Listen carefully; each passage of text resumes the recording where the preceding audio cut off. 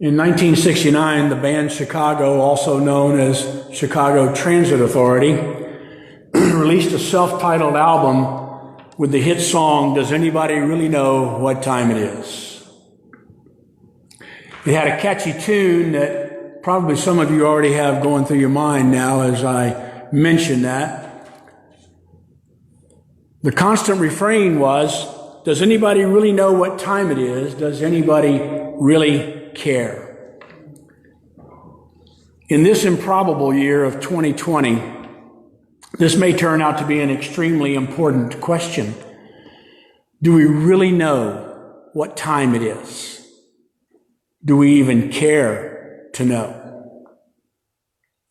The lectionary readings for today all have the theme of time running through them.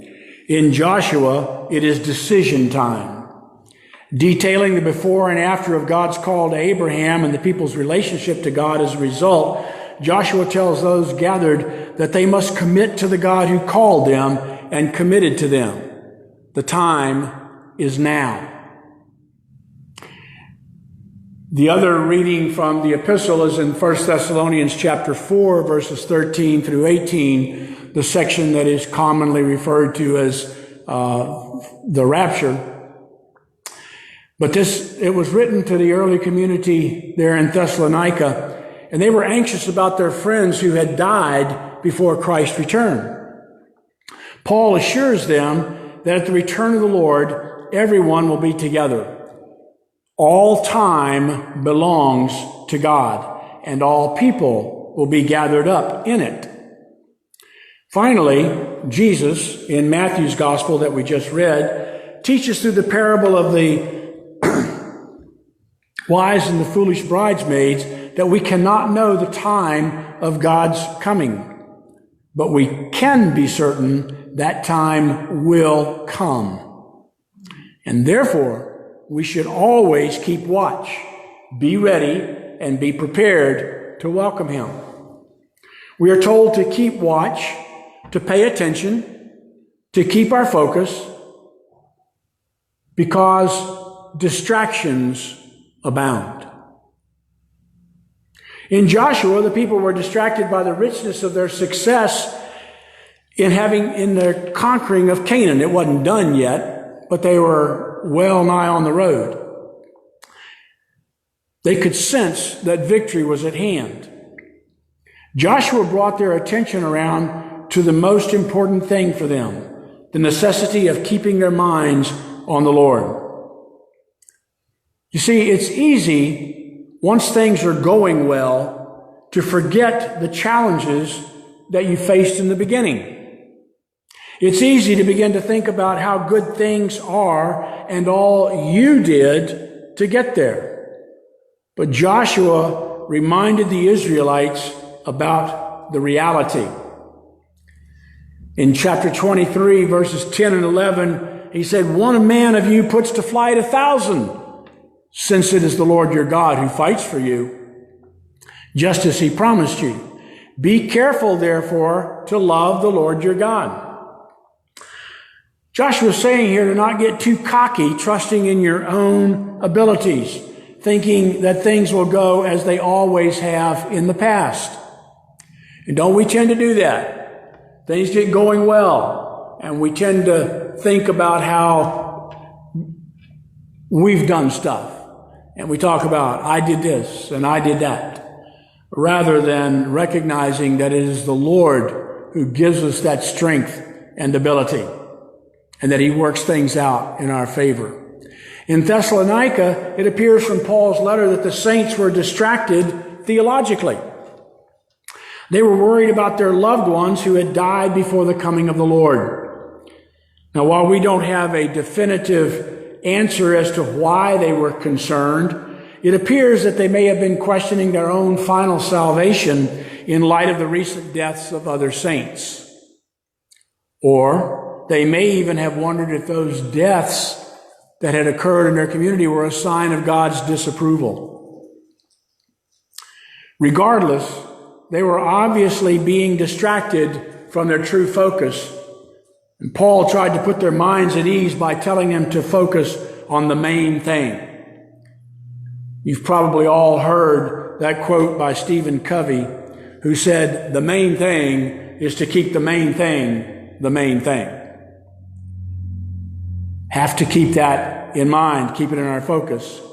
In the parable of the 10 virgins, Jesus reveals how easily we can be distracted from the main thing by something as simple as happiness. Those girls, the 10 virgins, were probably no different from girls of our day. They were excited to be a part of the wedding party. And you know how that is. Every time the maid of honor and all the bridesmaids list gets longer and longer and longer to include all my girlfriends. But 5 of the girls expected everything to go as planned. Have any of you ever been to an important event where everything did not go as planned? I have, many times. Has this year gone as planned back in January? A lot of people they just threw their planners away back in August, gave up. Since those girls were expecting things to go as planned, that is, as they were accustomed to, they didn't allow for the improbable to happen. They didn't allow for a margin of error. Consequently, when the event actually did happen, they were not ready. They had failed to prepare for potential problems. Now, we can't anticipate all the potential problems that can come against anything that we plan to do. But we do need to have that margin of error in our time, in our planning. As we were taught in the Scouts, be prepared. We need to be prepared for all possibilities. Consequently, when they were awakened by the bridegroom, they could only call out in fear and disappointment, "Oh my gosh, what time is it?"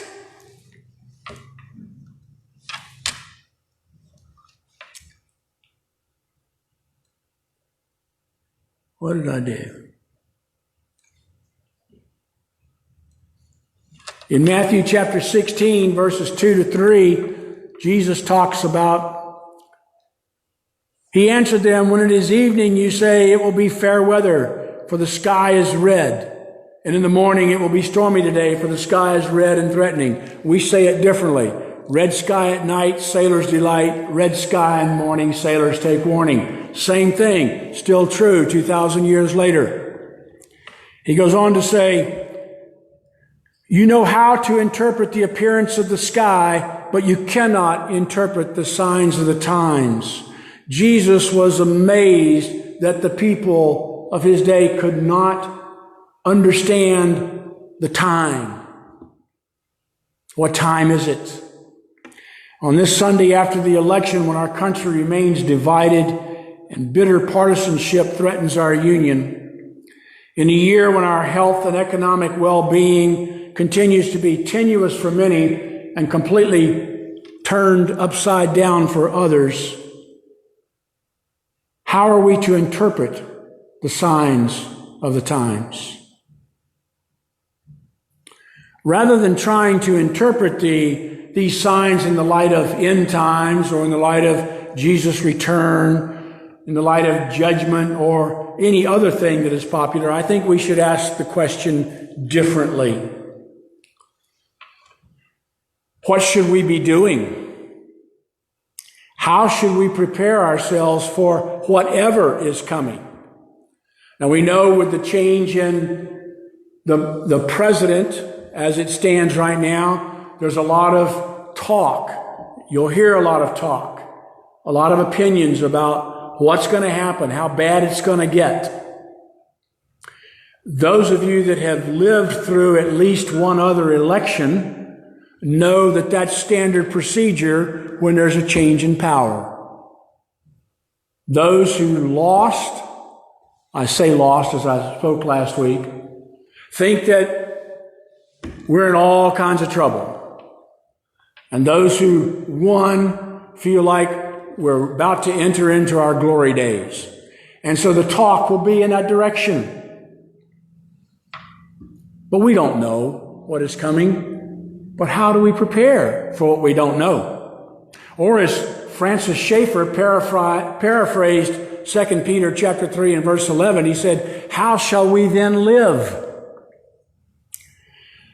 The Apostle Paul tells us that we are to redeem the time. Or in more modern terminology, we are to make the most of every opportunity. The New Living Translation says it best, I think, in Ephesians chapter 5, verses 15 through 17. So be careful how you live. Don't live like fools, but like those who are wise. Make the most of every opportunity in these evil days. Don't act thoughtlessly, but understand what the Lord wants you to do. We are to be careful about how we live. Now, I spoke to you recently about your mindset, about paying attention.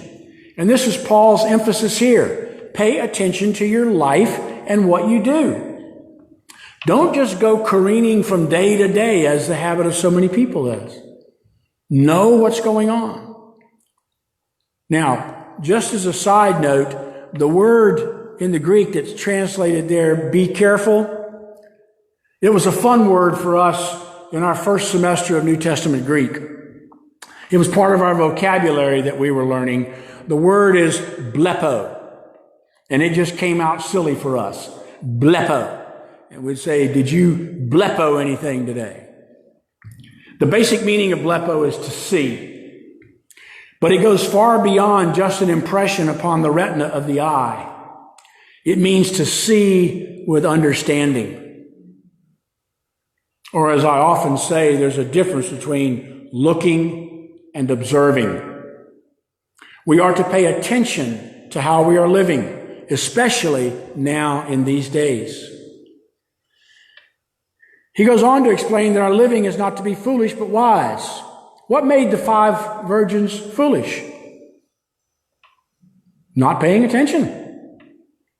They were just going along as if everything would continue as planned. What made the other 5 wise? They looked ahead to consider other possibilities and went prepared for unforeseen events. The bridegroom was delayed, didn't make it there on time as scheduled. We are to make the most of every opportunity. Now, Paul doesn't tell us what those opportunities might be, what they might look like. We don't know if it's an opportunity to share about the Lord or an opportunity to invest wisely. We are to be prepared for any and every opportunity as it arises. Now, that's a tall order to be sure. But Paul tells us how to be prepared for those unexpected events. He says to understand what the will of the Lord is, or to understand what the Lord wants you to do. You are to know and understand what it is that the Lord wants you to do. I can't tell you what the Lord wants you to do. Your friend can't tell you. Your mama can't tell you. It's up to you. You must know what the Lord wants you to do. Now, what He wants you to do is probably much different from what He wants me to do. We each have our special calling, but it's not just about our calling in life that He's talking about here, but our daily assignment. What does God want you to do today? What does God want you to do tomorrow? What about next week? Well, next week and even tomorrow are probably too far in the future to know what He wants you to do. In fact, it's that kind of thinking that could end up making you look foolish. No, we're to pay attention. Things change more rapidly than we can plan. We've all heard the joke. You want to see God laugh? Make plans. So, what time is it? Do you mean now? I had a teacher out in California that he would do that every time. I got to where after the first time, I figured it out. I didn't ask him anymore. Anytime someone would say, what time is it? He'd say, do you mean now? Because that's what time it is. The juxtaposition of Joshua's ultimatum and Paul's pastoral assurance and Jesus' call for watchfulness remind us on this Sunday after a very bitter election in a year of pandemic hardships that God remains faithful to the covenant He made with us in life and in death, no matter what happens in between. And too often, we let our focus get on what is happening in between. And we take our focus off of the Lord and His covenant. This truth gives us guidance for navigating this tumultuous, terrible, if you will, time. From these lessons, we know that we are to make a conscious choice regarding our ultimate loyalty. Choose you this day. You're to make the choice. Choose this day, each day, every day, whom you will serve. Make it a constant, ongoing decision. Don't just coast on your laurels or on your habit. Be informed and encourage one another with the Word of God. That passage in Thessalonians that we didn't have in our reading today, but it's part of the lectionary reading, ends up by saying, wherefore, comfort one another with these words. Be informed, encourage one another with the Word of God. And finally, be ready, be prepared, be on watch to welcome the inbreaking of God whenever and wherever God appears. So what time is it? The time is now. In 2 Corinthians chapter 6 and verse 2, behold, now is the favorable time. Behold, now is the day of salvation. And don't let that thought of salvation be limited strictly to a sinner becoming a saint, an unbeliever becoming a believer. Salvation is that idea of deliverance, of wholeness, of wellness, of moving from a negative situation to a positive, if I can put it in those terms. Now is the day of salvation. Pay attention. Find out what the Lord would have you to do. Stand and sing what? Stand and sing Blue Hymnal